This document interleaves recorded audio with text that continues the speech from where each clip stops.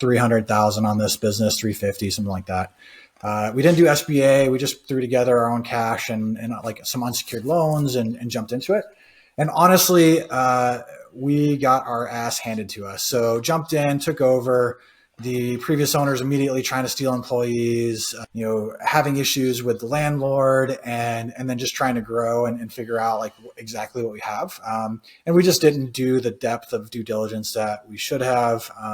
The revenue was there, so that was good. But, ultimately we just hit landmine after landmine after landmine after landmine.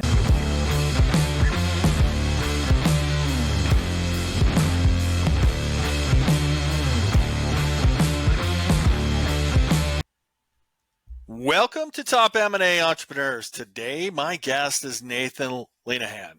Nathan's made 3 acquisitions in the HVAC space. He's also an Army guy. I'm an Air Force guy. Welcome. Thanks for the service. But this is one of the things with the podcast. Everybody thinks, oh my God, he's made 15 acquisitions. He's made 3 acquisitions. And it was all a bed of roses, right? That wasn't the case, was it? Definitely not for me. All right, let's talk about that. I'm looking at your LinkedIn, and I tell you, you should go to his LinkedIn page because he's got the corny joke stuff, and but he's talks about when he got into this business of acquiring companies back in 2016-ish. How'd that go? Tell us about that. Yeah, so I bought a company I have a twin brother, Army guy as well, and he is in the trucking industry. Really knows his stuff. And I was currently at WeWork, so fast growth startup, really deep in it. And but I knew I wanted to buy a business. And so honestly, he kind of took the lead. We did everything wrong that I think you can do wrong, basically, along the way. And I definitely know better, but the best thing about us is we have this incredible sense of urgency, and it bit us in the ass this time. So we bought this business, really small trucking, like fleet maintenance and repair business, diesel repair, anchored with a large customer. So, one large customer, not just one large company, but a significant portion of revenue for sure. Yes. Like higher risk than most people would accept. And the price was, I think we spent 300,000 on this business, 350, something like that. We didn't do SBA. We just threw together our own cash and like some unsecured loans and jumped into it. And honestly, we got our ass handed to us. So jumped in, took over. The previous owners immediately trying to steal employees, having issues with the landlord, and then just trying to grow and figure out like exactly what we have. And we just didn't do the depth of due diligence that we should have. The revenue was there, so that was good. But ultimately we just hit landmine after landmine after landmine after landmine. And so my brother, like once my brother got in deep, I'm still working my full-time job. He's jumping in deep. He's running everything day to day. And he figures out the previous owner was stealing from customers because of the guy had figured out a really sophisticated way to kind of manipulate retreading of tires. And somehow he was stealing money from customers, basically.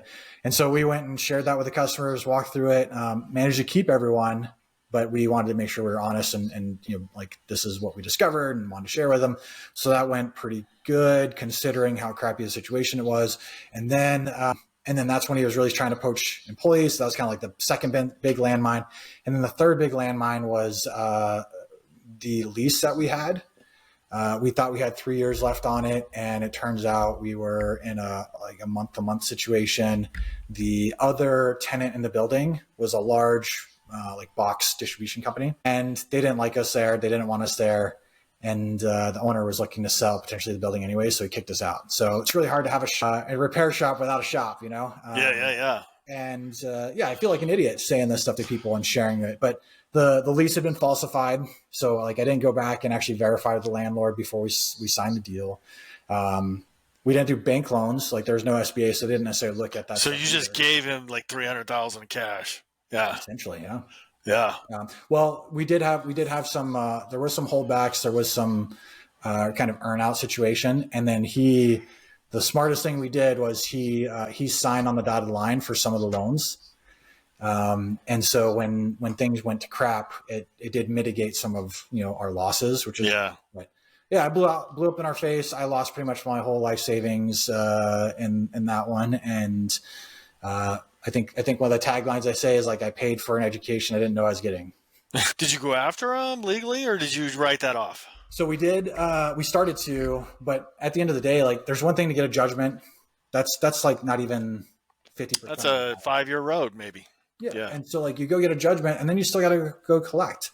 And so it wasn't worth it to us to try and go down that road. However, he was doing some other kind of fraudulent things that we were notified about from other people in the industry, got contacted by the FBI, may or may not have helped with, sharing information about where he could be and how they could stack the charges. Yeah.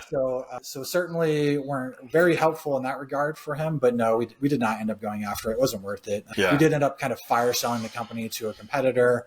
So we recouped a little bit there, but we both lost, over 6 figures in it, and really sucks, but that's what happens when you don't do the due diligence you're supposed to and go deep and really understand like what good looks like. And then also I wasn't in the business either. So I wasn't there to help kind of mitigate some of those things that I knew better than my brother. So that's on me for sure. Yeah. And this is not like a Monopoly game where you lose and you just start over. This is like an emotionally traumatic, my wife's going to kill me kind of thing. Like, how long did you go through this, frozen tundra where you couldn't see anything, to coming out going, oh my God, let's, I'm going to do this again? I'm not good at giving up, if I'm honest. So like, I figured it was a matter of time for me to want to do it again. The relationship with my brother and like his wife and all that, like that was a lot more in jeopardy. That's been a lot more difficult, but me and my brother are super, super close. We're twins. Like we've been through so much shit together. Like you can't break that, but like, other people who may have different opinions, like that's harder. It's harder, like building the trust or convincing, let's say, his wife to let us do something together again, or even my wife. Right. So super hard there. And it did take a few years for me to, convince my wife to let me take a chance again. I had to go back to something I knew. So we bought like a small apartment complex a few years later instead, and, went down that road. And then after that, bought another business. I think that ended up being about I think we finished in 2018 was that failed business, and then bought the real estate in 2020, and then the next business in 2021. So three and a half years. 3.5 years. Yeah. So that's the healing period, like coming back from getting injured. Yeah. Exactly. So what was that real estate business? It was the apartment complex, or was a manager? Yeah. This time it was just a small, like 35 unit apartment complex with one of my other partners. But we had built a property management company together and sold it in 2016 to a private equity roll up. So interesting. So we came from that space, knew what kind of growth looks like, started from scratch, built it up to like 100, 125, 140, something like that. Units, sold it off, because we figured out how to grow really fast. We didn't figure out how to cash flow as fast as we did. So, and it's a super painful business, but we learned that. And then we both ended up going to WeWork after and got to see what scale looked like, in addition to like that's. Yeah. However you'd call that scaling. Scaling is scaling. It's like, I challenge other people to grow a business from zero to billions of dollars in less than 10 years, and build millions of square feet. It's a hard business, but regardless of what you see out there, like I had an incredible time. Some of the best people I met in my career. It was a lot of fun. But the cash flow side, not so strong again. Let's say that was a there was people calling, wait a minute, you're just a management company. You're not. 100%. Okay. So like, I won't even challenge the, like, were you a tech company? We were definitely a real estate company for sure. Yeah. Tech enabled. Sure. But we're a real estate company, and that's what we were good at. And there was a huge vision to build enough scale on the real estate side to like enable some really cool things that I think would have made us more than a tech company or than a real estate company. But that's a whole different discussion. But yeah, I mean, super cool. It was, it's funny how people think you're so stupid, or like all the leaders are dumb at WeWork. And I know what's Sony Mashigo-san put in $20 billion, didn't he? Yeah. Something like that. Yeah. He's one of the smartest guys on the planet as far as investing. 100%. So fun stop, learned a ton. And and then try to use it in other startups and our own growth of acquisitions. All right. So fast forward, how do you decide on an HVAC company? Are you like, oh, I got to buy essentials? I got to buy something people need every week. It's cash flowing. What was the thought process? Let's get smarter. And did you include your twin brother on this? Not this time. He's not allowed to do anything with me yet. Not yet. Is that his wife's rule? Yeah, I think he's got trust to build back too, right? Like I say it in a funny way with my wife, like, hey, we've planted a lot of seeds. They just haven't necessarily grown as fast as, we would like all of them to, and so they're not all bearing fruit yet, but they will. And I feel like that's been the story. It didn't turn out favorably, but life's not roses all the way through your life. Yeah. It's certainly not. So we have always been on a trajectory that's been like, up and to the right, which is, we've been married for 22 years at this point, and, we've been through everything together. So, but no, he's not a part of this one. It's the same guys that I built the property management company together with. Yeah. And the same guys I dragged all of them to WeWork with. And then we all, left there, did our own thing for a little bit, and then we came back together to buy. There's two main drivers behind HVAC specifically. Number one was absolutely what you said. It's essential. So like after being at WeWork, and then I went to a multifamily leasing company after that, they just weren't necessities. Like they weren't essential. Right. I don't need this on a day-to-day basis. 1,000%. Air conditioning breaks down in Tucson, Arizona. It's 103 degrees today. Here in September 25th, if it breaks down, they're here in an hour, and I'll pay it. 100%. So we wanted that. And then we had this thesis that of the skilled trades, of electrical, plumbing, HVAC. HVAC has the highest recurring revenue because they have this unique membership program that's usually around maintenance, and then you get some kind of discounts, and you're just trying to build loyalty, honestly.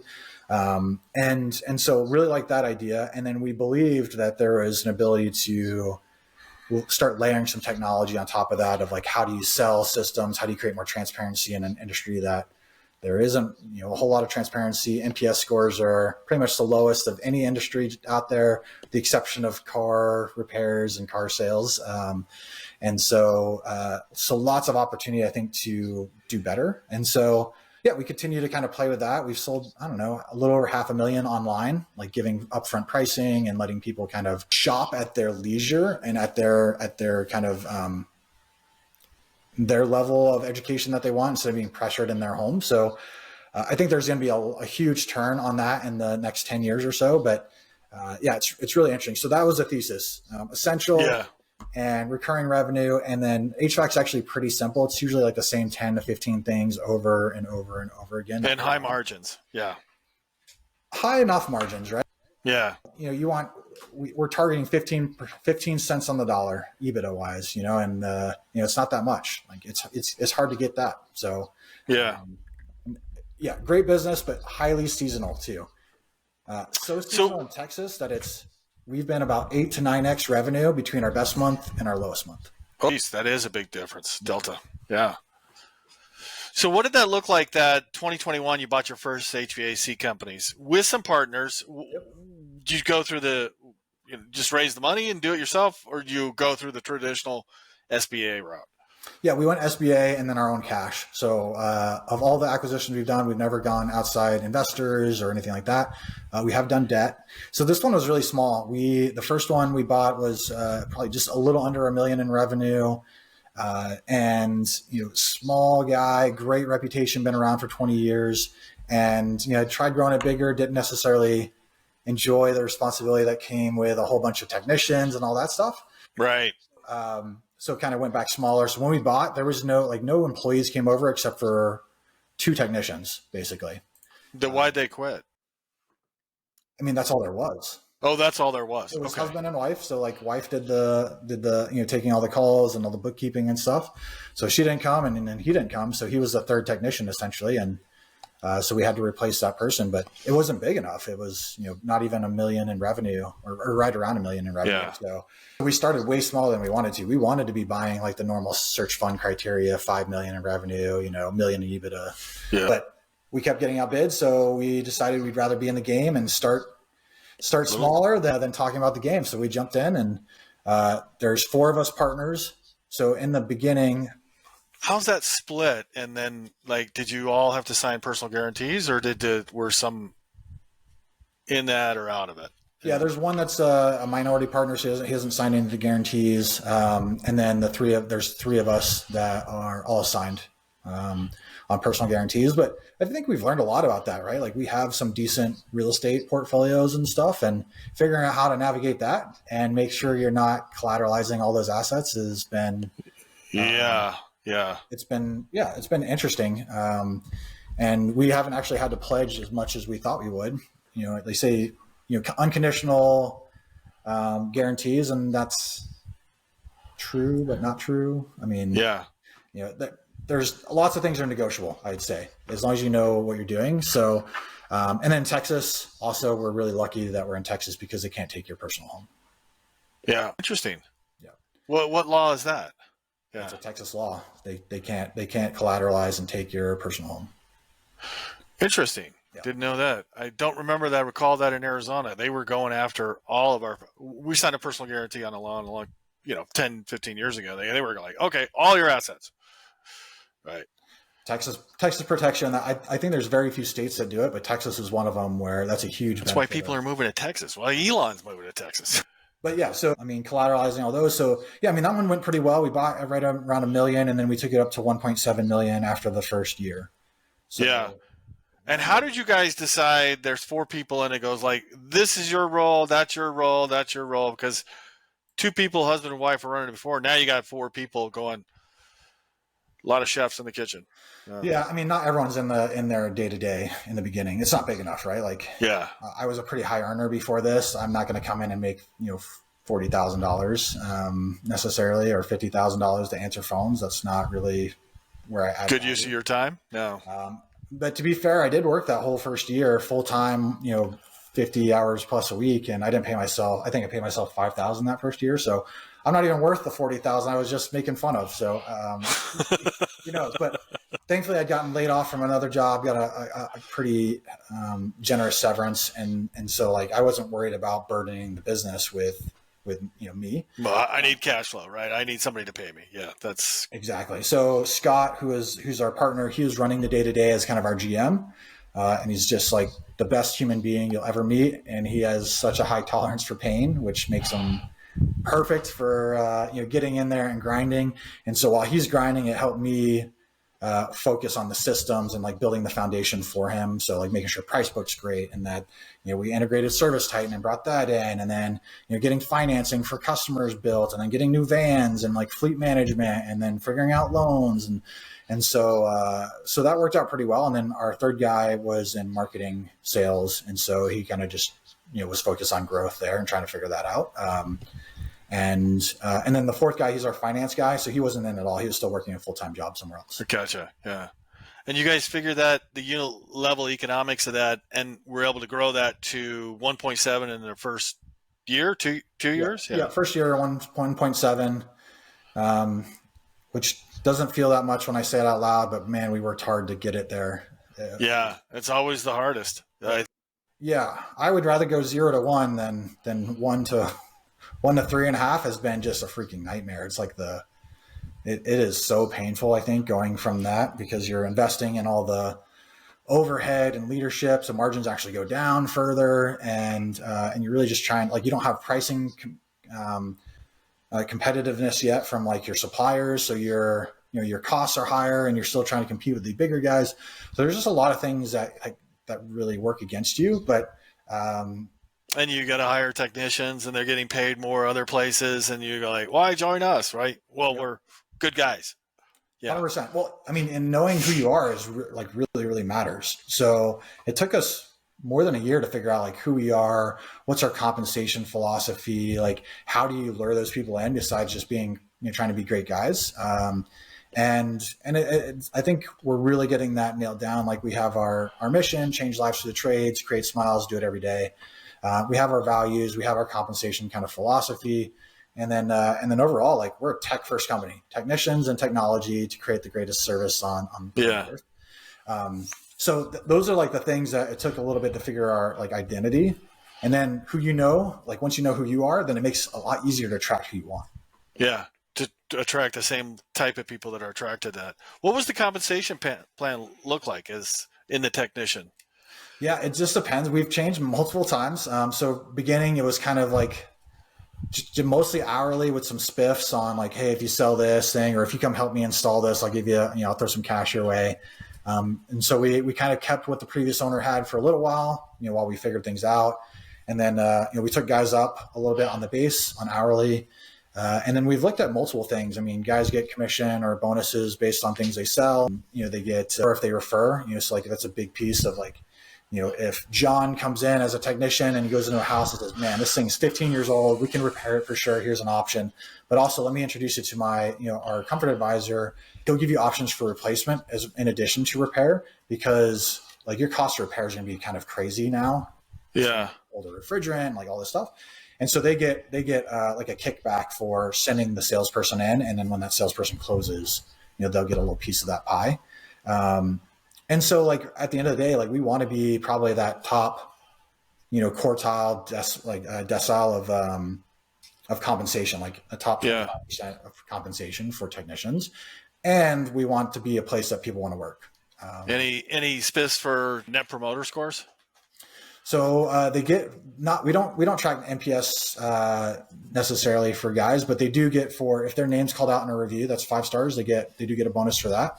And then we do talk a lot about just the customer reviews with them overall. So they get bonuses for that, but we don't necessarily track NPS as like a metric for them. They care, but they don't care on that, right? Like interesting. Yeah. It's not relevant to them.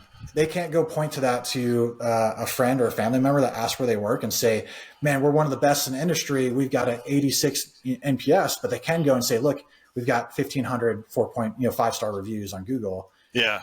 And so like that is way more relatable to them. Yeah. And so when Charlie Munger says, show me the comp plan, I'll show you the outcomes, he like really knows what he's talking about. Yeah. It's all about incentives, dude. Yeah. Every behavior there's an incentive. And everybody's a little bit different. Like somebody wants a parking spot. This is like in Silicon Valley when some people wanted a parking spot. I go, I don't care. Yeah. 100%. And some people don't want to be like, I learned this coming out of the Army, especially. I went to work for Lockheed Martin, and the team that I led was union. And so like some of these guys, like you'd go recognize them in front of their like teammates, and they'll pull you aside, like grab you by the collar. Like if you ever recognize me in front of everyone again, he's like, I'm going to kick you in the shin. I don't ever want that. I'm happy to be recognized, but I want it one-on-one away from everyone else. I don't want to be called out in front of people. So like people's incentives and what they care about are like very diverse. Interesting. Yeah, that's interesting. So in 2023, you bought your second HVAC, and what did that look like?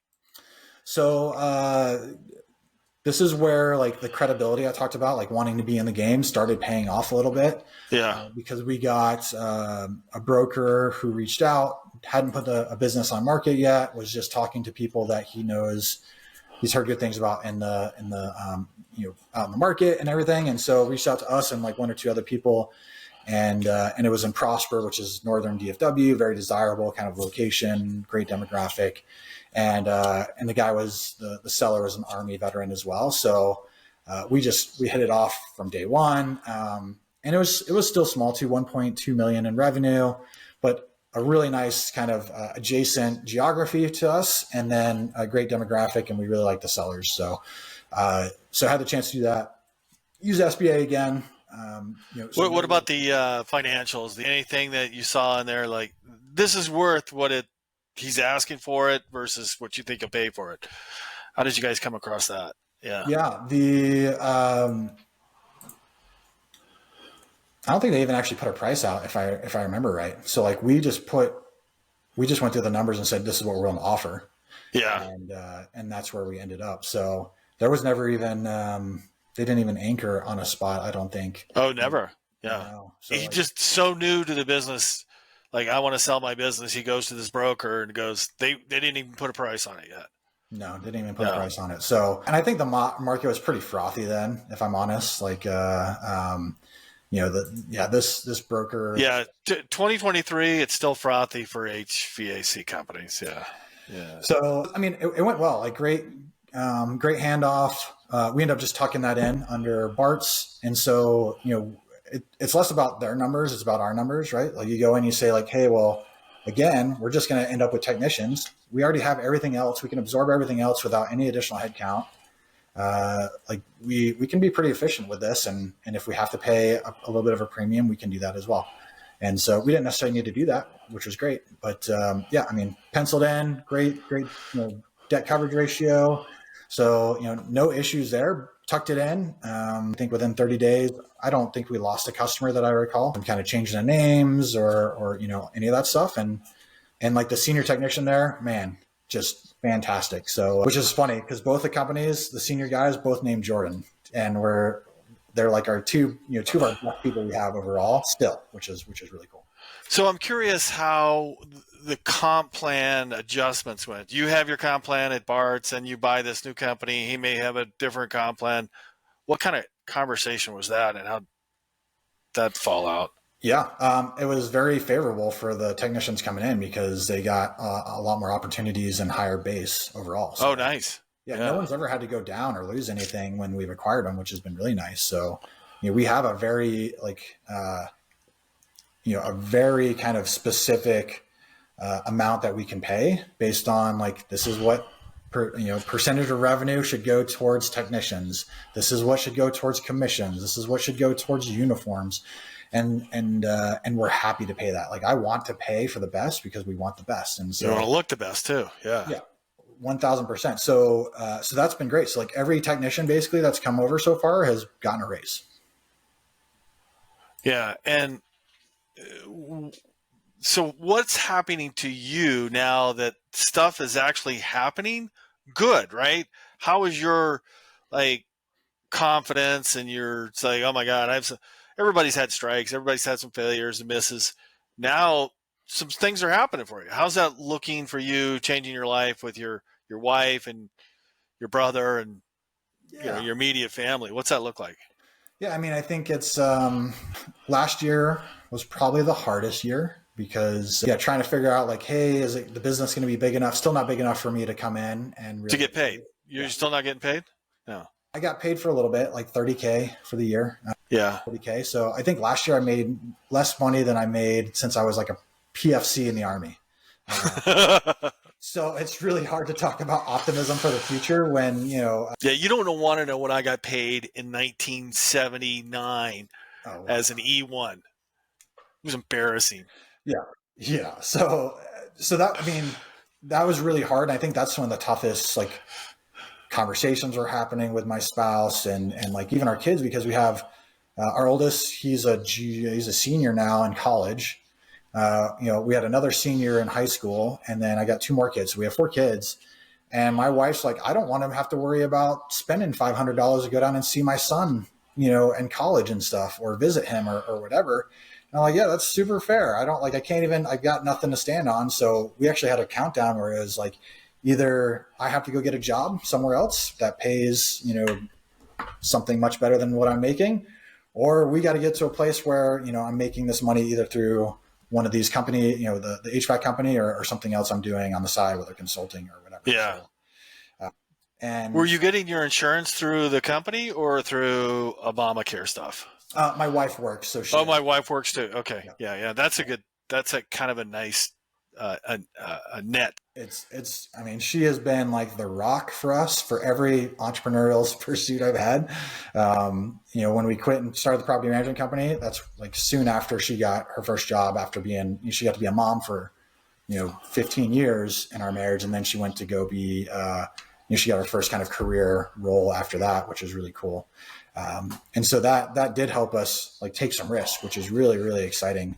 So I owe everything to her support, both financially and, she's just been an incredible support along the way. So had insurance there. And then also I did have it for a long time through the National Guard and then disabled veterans. So through the VA, I have, at least for me, which is helpful too.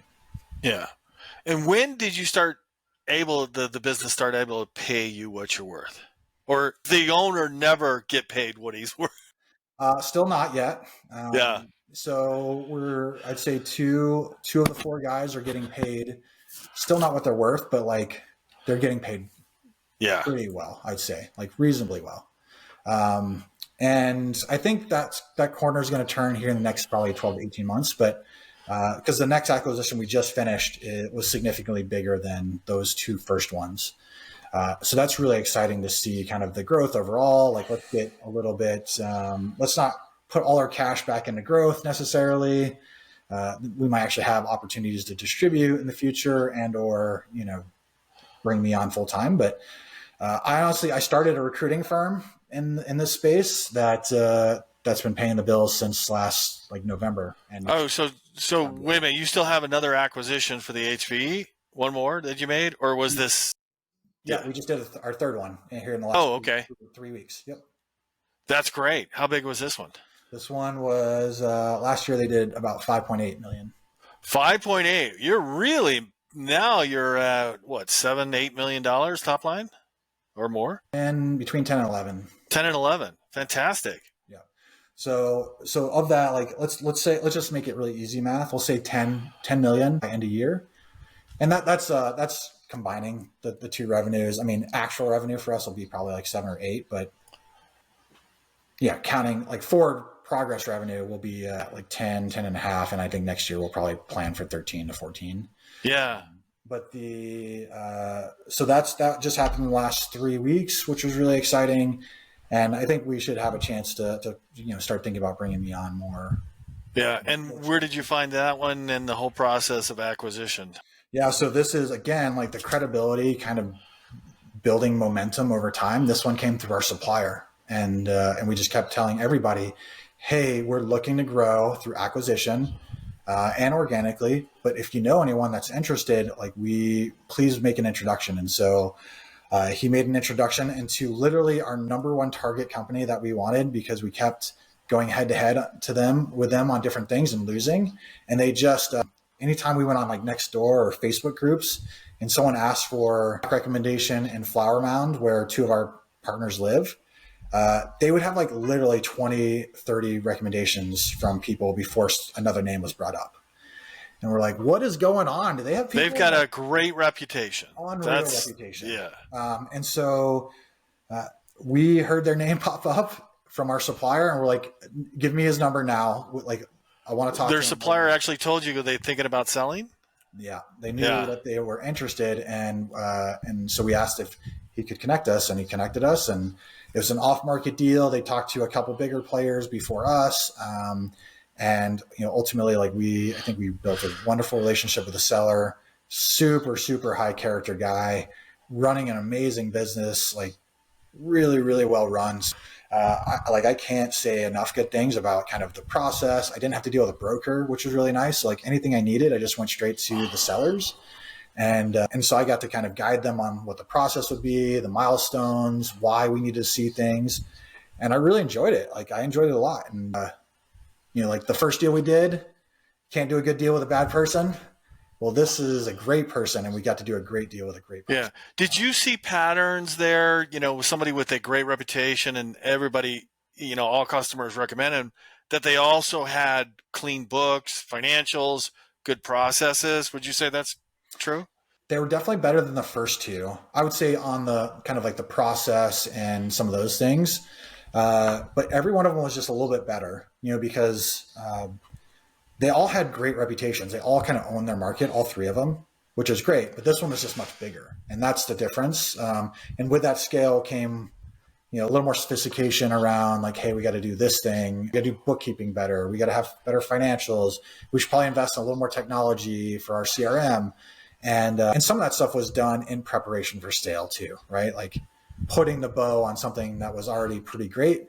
But most importantly, they have a great team and a great culture, and the leader, like, he had pulled himself out of the business like 95% of the way. So he had a GM running it. And why did he sell? What was the motivation? He was just ready to move on. He had put together a 5-year plan before that of what he wants to do next. And that time was up, and he had a couple good years, multiple good years of just that growth. And I think he was just done, ready to take a lot of that equity. Was he aging, or was he, 75 or just younger? He was like 50. 50? Yeah. Great health. I think he's still got enough energy for one more shot at something. Like another Okay. kind of career in his life. And I think he wanted to take like all the goodwill that he's built here and apply that into the new thing that he wanted to give a shot. Yeah. So it was an off-market deal.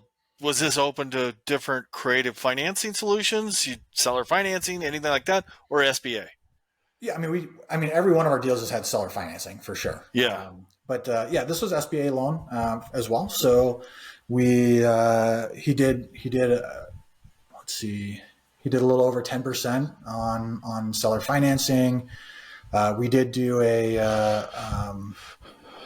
like full standby for a couple of years on seller note, which was super helpful from our side. And then overall, it was just SBA financing 10%, and then honestly, we used like our balance sheet as our strength. We didn't inject a whole bunch of cash or anything like that.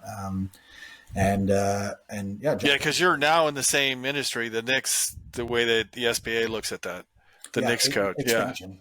Considered an expansion loan. So you don't necessarily have to inject a ton of equity, especially if you're showing like a strong balance sheet. Yeah.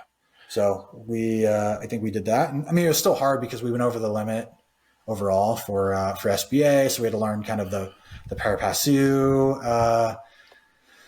underwriting process, which made it a pain. I think it's usually like 15 or 20 page, memorandums to like the credit committees. I think ours was like 76 or something like that, which is wow. Yeah. Just crazy. So lots of learnings there, but we came out feeling really good and very excited about where we're going. Yeah. And how was the integration of, let's say, the cultures and comp plans? I mean, because that is, to me, you don't want to go down, you want to go up, right? 100%. So they are not integrated yet. So like we're still working. Oh, you're still, yeah. And that's it's bigger than Bart's. So like Bart's has been our primary company. The new one's called Christmas Air, and Christmas is bigger than Bart's. If you were to adopt a name, like that's like all the numbers suggest probably Christmas if you're going to just do one brand. Especially if you go to some site and they say recommendations, they'll say Christmas Air, right? Yep. That's what you want to leverage. Yeah, 100%. So like if you look at basically any number you want to, like you want to look at reviews, you want to look at like site visits, you want to look at SEO, you want to look at impressions. Most everything, Christmas beats Bart's. And so if we're going to combine them, we'll pick a name, probably like the numbers say Christmas. Sometimes my heart says Bart's because that's what we've been through. But like at the end of the day, it'd probably be Christmas. But that's been the biggest, very transparent conversation on the Christmas side is saying like, hey, here's the things that are keeping us from combining them if that's where we want to go. And we're not 1,000% convinced like that's where we want to go, but like maybe it is where we go. How do you solve that ego-wise with 4 people in the management boardroom? We are all owners, but we have roles in the company, and ultimately, like we know who makes the decision if there is a disagreement. Yeah, and this is the big issues. Like, do we do Bart's? We've spent a couple of years building this brand, and now we acquire this company, and they've got a better. Let's say they don't have a better reputation; they have a more recognizable reputation. Yeah. What do we do? Right? There is no. I don't know if there's a clean answer on that, man. Yeah. And we continue, like we have a deadline on when that needs to happen. It's something that's continued to be talked with leaders on where we're going. And we've been super clear on kind of, hey, like there's not a decision made. We came in with our hunches of like what we thought we were going to do. But I would tell you the biggest hesitations have been the compensation culture, and because they are different. And then just making sure we're honoring the culture of the other, of both sides. Right. So, yeah. But mostly because like we pay commissions and Christmas didn't. That's the biggest. Oh, interesting. They were all hourly, huh? All or hourly. Just or salaried, right? Or salary, yeah. So that's the biggest difference, and it's a meaningful difference. And we want to make sure there's buy-in of where we're going, and then parts of me sometimes like, man, I'd love to see them compete against each other, right? Like you've got a great GM over here, great GM over here. They both got great brands. We actually have slightly different. We're both of them are in like the northwest quadrant of DFW. It's like north and then west is kind of Bart's. That's the 2 locations we bought. And then Flower Mound, where Christmas is right in the middle. And so we have a chance to do some really interesting things there. So like, I won't even eliminate the idea that it could be, you keep both brands. Keep it separate. Yeah. That'd be interesting. Yeah. It wouldn't matter to anybody at the end if you tried to sell it. They're only going to buy cash flow. 100%. Yeah. I mean, that's what private equity does anyways, right? Like they don't, like, I don't care if it's Bart's or Christmas, right? It's as long as the they can cash flow. Service the debt and, perform at the level they need it to. They have 10 brands across DFW. Most people don't know that. Yeah. I'd prefer to have one brand. I'll be honest. I'd prefer to have one brand because you're only investing one brand. All your energy is going into one brand. But there's certainly a case I could say, like, you keep both. Yeah. Yeah, that'll be an interesting decision. Did you guys use the same capital partners throughout, or did you have to, hey, this one works better, or we don't go pari passu, or? We use different lenders every time. Why? We use SBA brokers. Loan brokers, that's where they steered us. So as long as we're getting term sheets that make sense and can get the deal done, then we're pretty happy. Yeah. Like the first time we went with Live Oak, and they're just super conservative. And they love HVAC though. Yeah, they do. So that was good. But we had some license issues with the second acquisition of how they wanted to think through that. And so we're like, okay, let's just go talk to a bunch of other people. And so the second one was with Fundex, which is kind of an online guy. Yeah, they're an online. Yeah. Yeah, they were. And they've actually just shut down they're not doing SBA anymore. Interesting. Yeah. So that's kind of. I wonder if they sold your loan to somebody else. Did just sell our loan. Well, technically refinance it. So I guess we got caught up in the sale, but there's not really a loan left. So who knows? Yeah. And then the last one was Byline Bank. Byline. I've used Byline. Yes. Oh, okay. Yeah. Out of Missouri. Yeah. Yeah. Now you're in the 2021 is probably 6%, but then 2023 comes around, you're in the 11.5, 12% kind of range. Yeah. We never hit 12, but yeah, we've been 11 and a half, I think, and a quarter. So yeah, hoping there's only upside for us. I think it's like downside. Well, I'm seeing some lower loans. I've seen an 8.5% loan on some SBA 7As. So hopefully that cost of capital is going down for you guys. Yeah, I would kill for that. I mean, we're really excited about the. Can you refinance that stuff? Yeah, you can refinance actually. Yeah, you can. We just refinanced out. So we don't have 3 loans. We brought it all into one loan. And that's part of what made it more complex because whether we wanted to or not, the new bank wants it all under one loan. Yes, they do. Yeah. And so why go somewhere else? Just pay us. Yeah, exactly. So, and I mean, for us, it made things a lot simpler. Yeah. Credit and freaking entities and legal BS has been the bane of my existence since we started. I cannot believe how much time and effort we've had to spend on that stuff. It's kind of crazy, but I shared a post recently. I'm like, man, I think I just got my credit pulled for the 87th time. Oh yeah, I saw that post. Right. Oh man, I'm so sick. Your credit or the business's credit? Your personal credit? Yeah. Your credit. 87 times. That would. That's much. I'm joking, obviously, on 87 times, but it's probably 12 to 15 times at least. Ping, ping, ping, ping. Yeah. Well, every supplier, every van, every bank, every freaking insurance, they all want to pull your credit. Every one of them. At what point does it matter that I have a business? And so I was talking to Chase recently, Chase Bank, and they said 50 million. 50 million is when they start allowing you to do a corporate guarantee and you don't have to PG everything. Oh, wow. Okay. You got a ways to go. Yeah. Okay. Well, yeah. So I went out to the guys. I'm like, all right, goal's 50 million next year because I'm so tired. I'm tired of this crap. Yeah. What's your philosophy on the equipment and the trucks they drive? A lot of guys that I see on X or LinkedIn, they go, oh, man, if their trucks are old, we immediately upgrade everybody. I think that's our aspiration.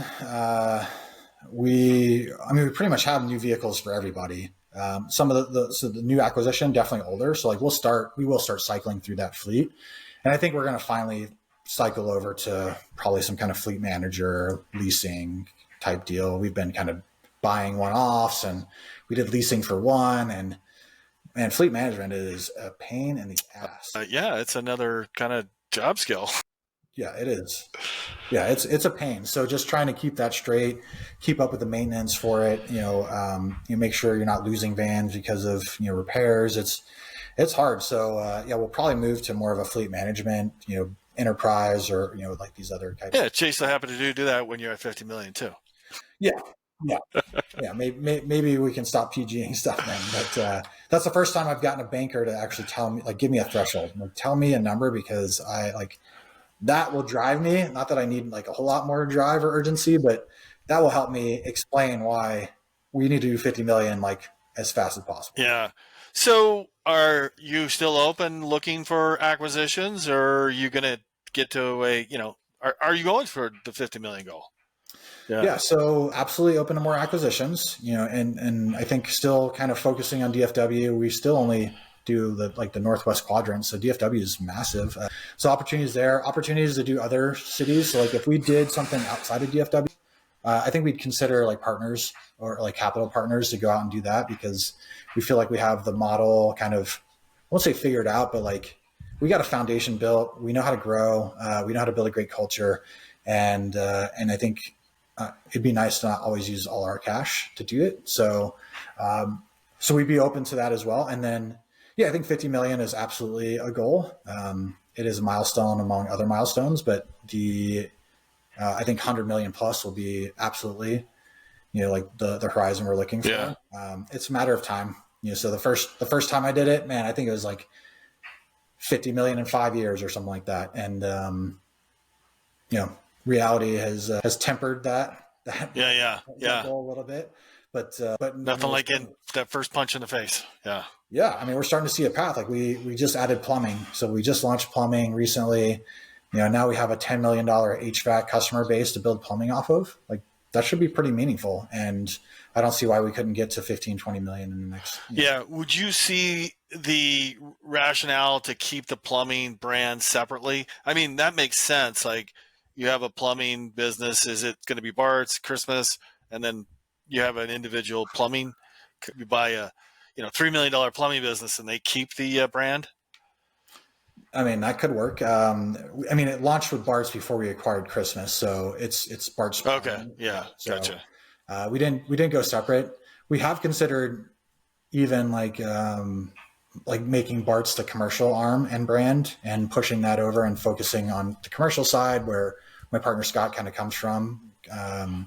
We both have like facility management backgrounds, so lots of opportunity there. And then Christmas focuses on residential. Like that's another pathway that can kind of come in front of us. But plumbing's got to be a piece of it. Electrical is on our roadmap over the next 12 months, and then because the only way to expand, like you either have acquisition, geography, or services. Yeah. Now those services kind of have some different economics to it, like electrical and plumbing. They're some at one time. Is there any reoccurring revenue in those businesses? Far less recurring revenue there, but lots of cross-selling opportunities for sure. Sure. And margins are higher. So HVAC's the lowest of the three, and pretty meaningfully lower, if I'm honest. So, and way less seasonal.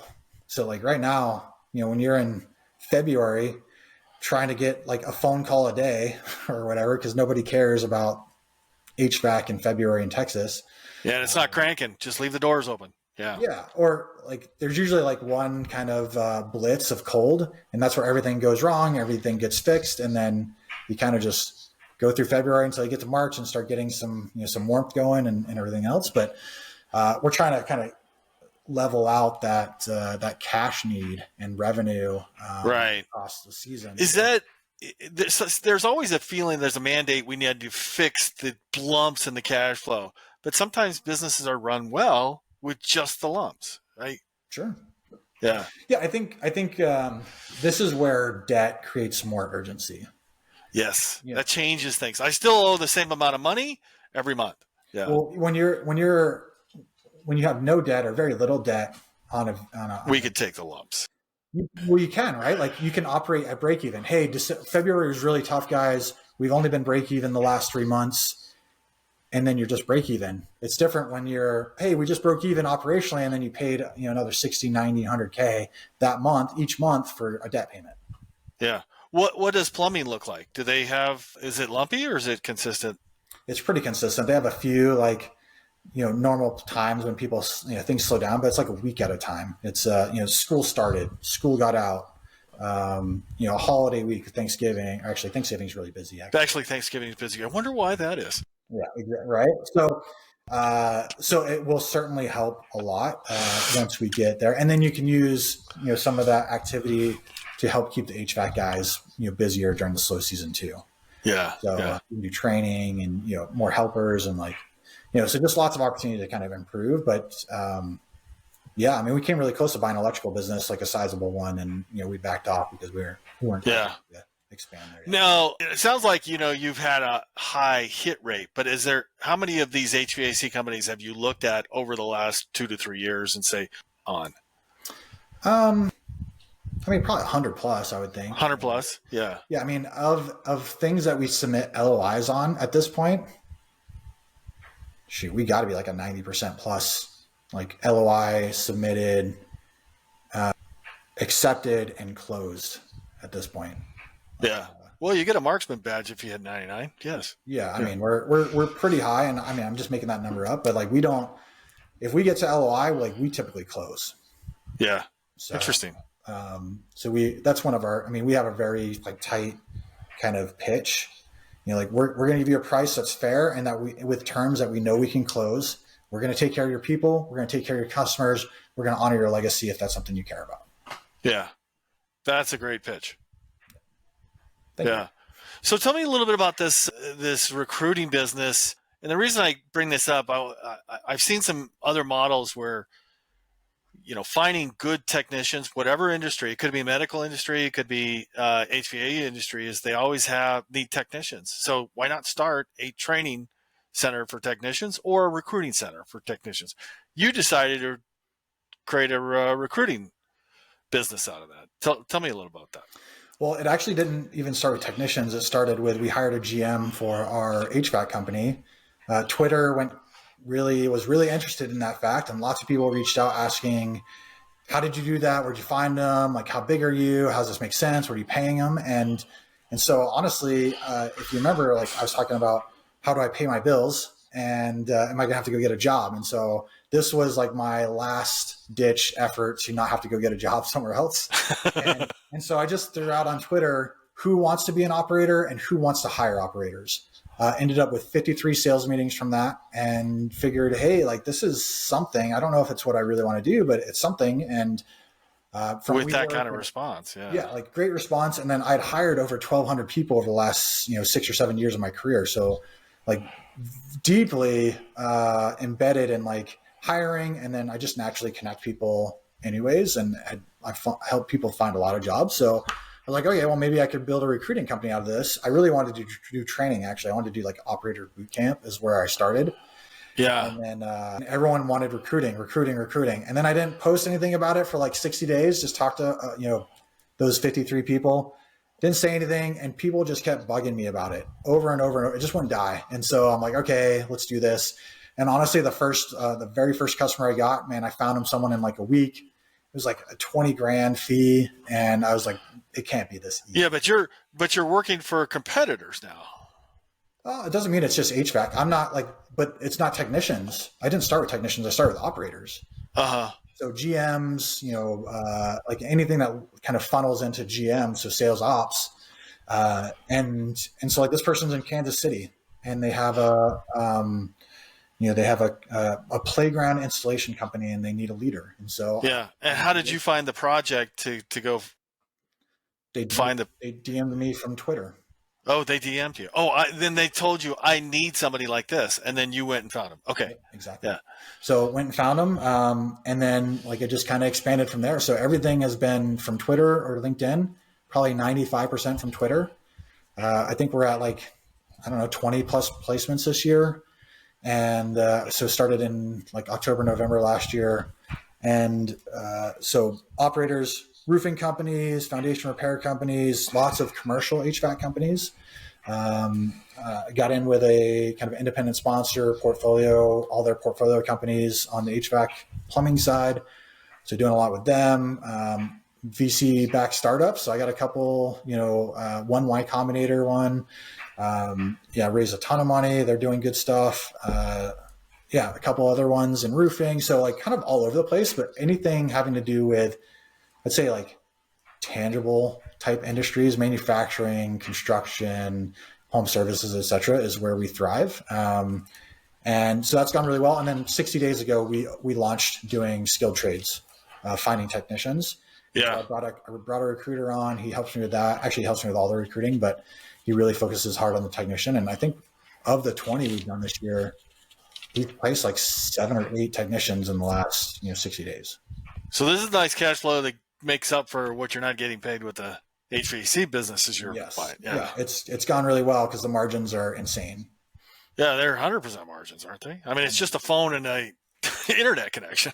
Yeah, I mean, it's not that easy, but like without a recruiter, I was sitting at probably 96% margins. And then with a recruiter, it's probably more like 45.